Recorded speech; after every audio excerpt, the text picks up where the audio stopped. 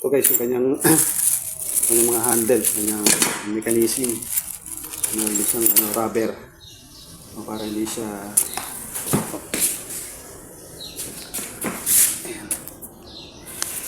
Okay guys, good day. Mali gagawin pala natin ngayon.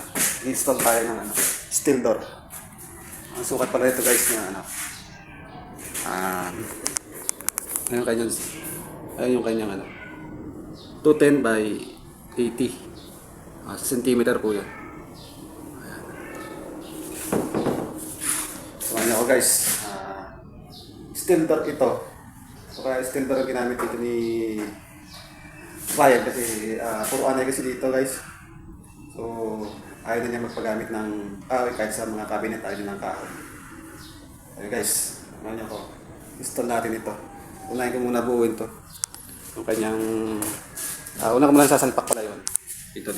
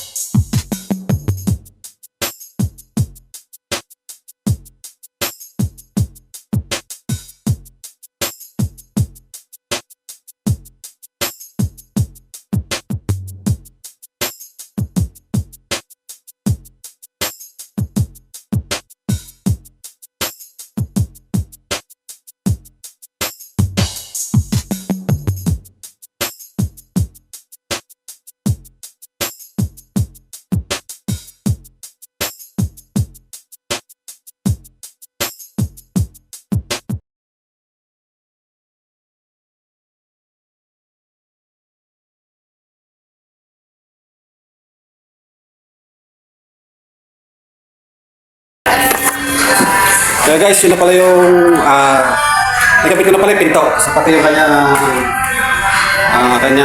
lock. Yun guys, yung muna may share ko sa inyo. Thank you for watching po.